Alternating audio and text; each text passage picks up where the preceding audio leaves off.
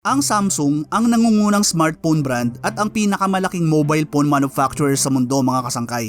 Kaya naman di na nakakapagtaka na marami sa atin ang kilala ang kumpanya dahil sa mga cellphone na ginagawa nito. Gaya na lang ng sikat na Samsung Galaxy series. Bagamat nakilala din ang kumpanya sa iba pang produkto gaya ng mga computer, TV at iba pang home appliances, ay alam nyo ba na ilan lang to sa 80 kumpanya na bumubuo sa Samsung Group?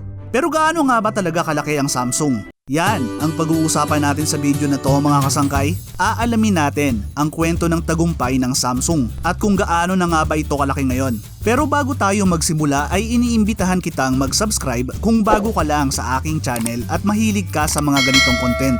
Pakiclick na din ang bell icon para lagi kang updated kapag nag-upload ako ng mga bago kong video.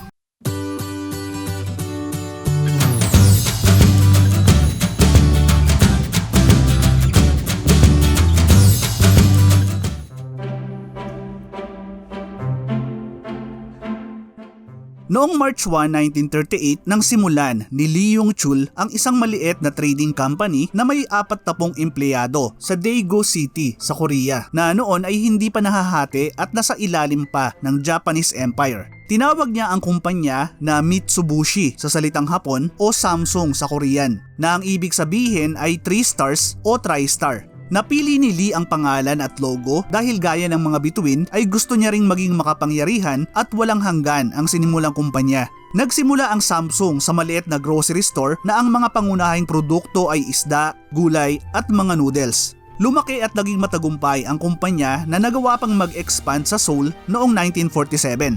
Pero nang maganap ang Korean War ay napilitang umalis si Lee sa Seoul. Pumunta siya sa Busan kung saan ay nagtayo siya ng isang sugar refinery at di katagalan ay nag-expand sa textile business nang itatag niya ang Cheil Mojik sa Daegu na magiging pinakamalaking woolen mill sa Korea. Magiging importante sa tagumpay ng Samsung ang maagang pagpasok ni Lee sa iba't ibang industriya. Di katagalan ay mag-e-expand na din ang kumpanya sa insurance, securities at retail business. At nang matapos nga ang giyera ay naging focus ng Samsung ang muling pagbangon ng Korea sa pamamagitan ng industrialisasyon.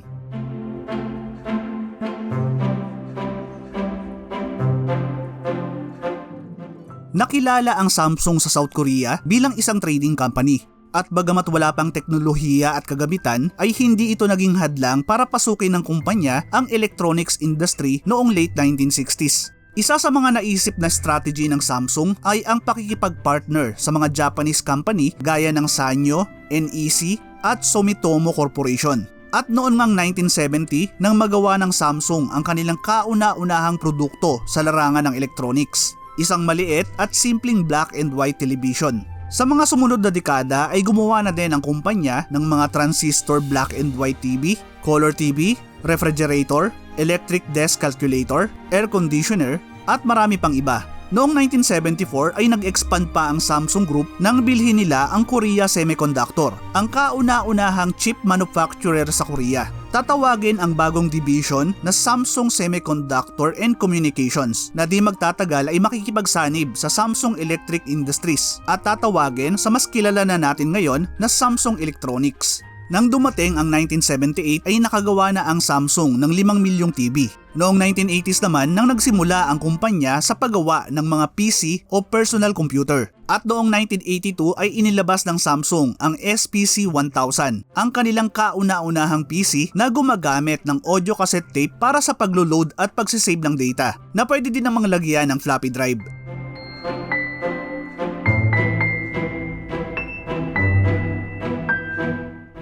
'87 nang mamatay ang founder ng Samsung na si Lee Yong-chul. Pinalitan siya ng kanyang anak na si Lee Kan-hee bilang chairman ng Samsung Group. At makalipas ang isang taon noong 1988 ay inilabas ng Samsung ang kanilang kauna-unahang mobile phone sa South Korea, ang SH100. Ito din ang kauna-unahang mobile phone na idinesenyo at ginawa sa Korea.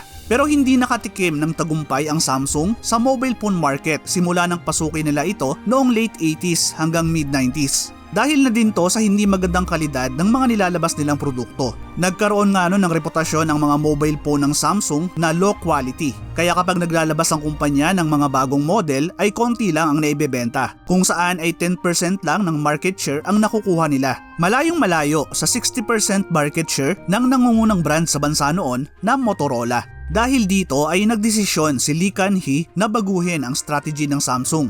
Change everything except your wife. Isa yan sa mga sumikat na sinabi ni Lee Kun-hee sa isang meeting ng mga Samsung executive sa Germany noong 1993. At dito na nga magsisimula ang malawakang reforma sa kumpanya ng Samsung. Una sa mga ginawa niya ay ang baguhin ang imahe ng Samsung bilang budget brand at maging isang kilalang premium at high quality brand. Naging misyon ni Lee na palakihin pa ang Samsung at mas makilala sa ibang bansa. Gumawa din siya ng mga plano para matalo ang Sony bilang pinakamalaking consumer electronics manufacturer sa mundo. At mangyayari nga to dahil matapos lang ang mahigit isang dekada ay tatalunin ng Samsung ang Sony bilang hari ng consumer electronics. Noong 2006 nagsimula ang Samsung na maging pinakamalaking TV manufacturer sa mundo. Nagsimula din ang paghahari nila sa mobile phone manufacturing nang ilabas nila ang kanilang Galaxy series noong 2009 bilang pantapat sa iPhone ng Apple. Tandang-tanda ko pa nga nung sumikat yung mas murang Samsung Galaxy Y dito sa atin mga kasangkay. Parang halos lahat ata kami sa opisina noon ay gustong-gustong magkaroon ng cellphone na yon. Kilala din ang Samsung sa kanilang mga ipinakilalang innovation pagdating sa smartphone technology. Ilan sa mga to ay ang pagpapakilala nila sa AMOLED display noong 2010. Taong 2011 naman ang ipakilala nila ang Galaxy Note at S Pen na magdadagdag ng analog touch sa kanilang mga digital device. Taong 2017 nang ilagay nila sa camera ng Galaxy S7 ang kauna-unahang dual pixel sensor na karaniwang nakikita sa mga DSLR camera. At noong 2019 nga lang nang ilabas nila ang Galaxy Z Fold, ang kanilang kauna-unahang foldable smartphone. At dahil simulat sa poll ay Android user na talaga ako mga kasangkay, ay isa din ako sa mga nangarap na magkaroon ng flagship phone ng Samsung. At natupad to nung magkaroon ako ng Galaxy S7 Edge at masasabi kong iba talaga ang kalidad ng mga smartphone ng Samsung kumpara sa mga nasubukan ko na dati na kilala din naman ng mga Android brand. Kayo ba mga kasangkay? Ano ang mga experience nyo sa mobile phone ng Samsung? Paki-share naman sa comment section sa baba.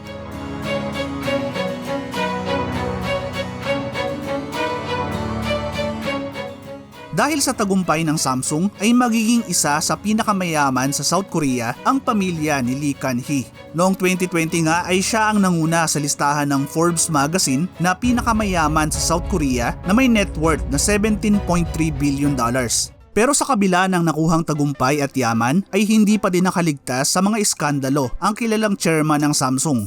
Taong 2008 nang i-raid ng Korean police ang bahay ni Lee dahil sa akusasyon na ang Samsung ay responsable sa isang slush fund na ginagamit para suhulan ang mga kilalang prosecutor, judges at mga politiko sa South Korea. Nang una ay itinanggi pa ni Lee ang mga paratang pero di nagtagal ay umamin din siya na siya ang responsable sa lahat at nakahanda siyang panagutan ng mga to.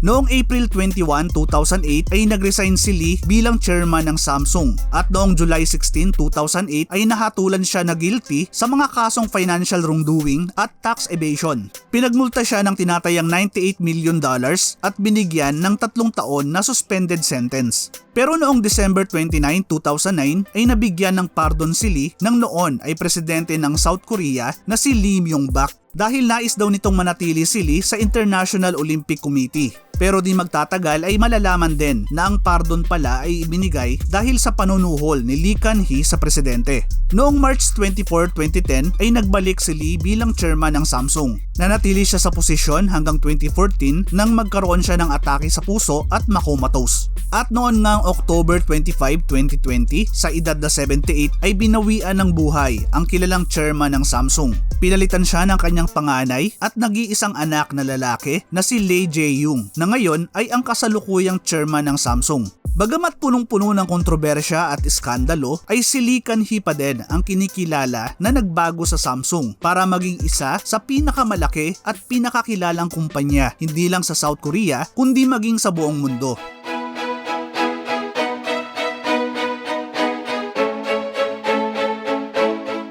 Ang Samsung ang pinakamalaking chaebol o business conglomerate sa South Korea. Bagamat kilala dahil sa kanilang Samsung Electronics, ay isang parte lang to ng napakaraming kumpanya na nasa ilalim ng Samsung Group.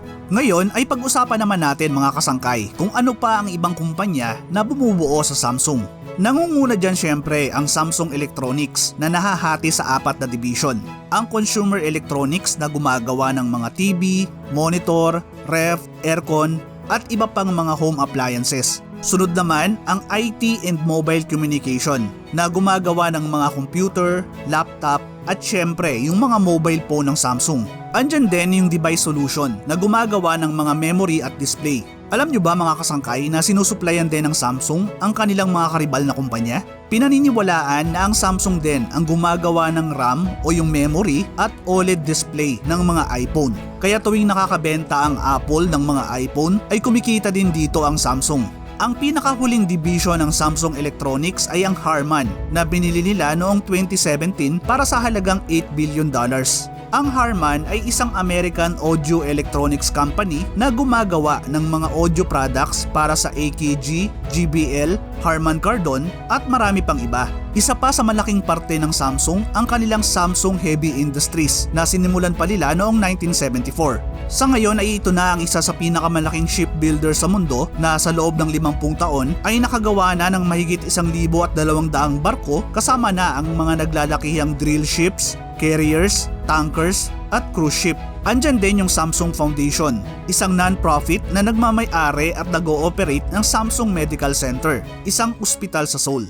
Isa pa sa malaking bahagi ng Samsung ang kanilang Samsung Life Insurance na pinakamalaking life insurance company sa South Korea at laging nasasama sa Fortune Global 500 na listahan ng mga pinakamalalaking kumpanya sa mundo. Ang Samsung Construction and Trading o Samsung C&T naman ang construction at engineering arm ng kumpanya. Gumagawa ito ng mga kalsada, tulay, tunnel, dam, power plant at marami pang iba. Pero mas nakilala to sa kanilang mga building projects. Alam nyo ba mga kasangkay na kasama ang Samsung sa mga gumawa ng ilang mga sikat na skyscraper sa mundo gaya na lang ng pinakamataas na building sa mundo na Burj Khalifa sa Dubai. Kasama din ang kumpanya sa gumawa ng mga nagtataasang skyscraper sa Malaysia gaya ng Petronas Tower at ang pinakamataas na building sa Southeast Asia at pangalawa sa mundo na Merdeka PNB 118 Tower. Nasa ilalim din ng C&T ang Samsung Everland na nag-ooperate ng Everland Resort, ang pinakamatandang theme park sa South Korea. Ito pa mga kasangkay, nagsusupply din dati ang Samsung ng mga fighter jets at tangke sa Korean military sa pamamagitan ng kanilang Samsung Aerospace Division na itinatag nila noon pang 1977. Pero noong 1999 ay nag-merge ang kumpanya sa Aerospace Division ng Hyundai at Daewoo at tinawag na Korea Aerospace Industries na ngayon ay pag-aari na ng gobyerno ng South Korea. Ilan lang yan mga kasangkay sa mga importanteng kumpanya na nasa ilalim ng Samsung. Sa ngayon nga ay mayroong 80 kumpanya ang Samsung Group sa construction, consumer electronics, financial services, shipbuilding at medical services. Kaya hindi na nakakapagtaka na ang kabuoang kinikita ng kumpanya ay halos katumbas na ng 20% ng kabuoang GDP o Gross Domestic Product ng South Korea. Sino ba naman ang mag-aakala na ang isang maliit na grocery business sa Daegu ay magiging isa ngayon sa pinakamalaki at pinakakilalang kumpanya sa buong mundo? Maraming salamat sa muling pagsama hanggang sa dulo ng video natin mga kasangkay. Ano ang masasabi nyo sa kwento ng Samsung? Isa din ba kayo sa mga bumibilib sa kalidad ng kanilang mga produkto? Ako kasi mga kasangkay, maliban sa smartphone nila ay natuwa din ako sa nabili kong Samsung na TV noon pang 2011. Kasi hanggang ngayon ay buhay na buhay pa at gamit na gamit pa din namin. Kayo ba mga kasangkay? Pakishare naman ng mga kwentong Samsung ninyo sa comment section sa baba. Paki-click na din yung like button kung nagustuhan nyo yung content na to. Hanggang sa susunod na video mga kasangkay. Thank you for watching.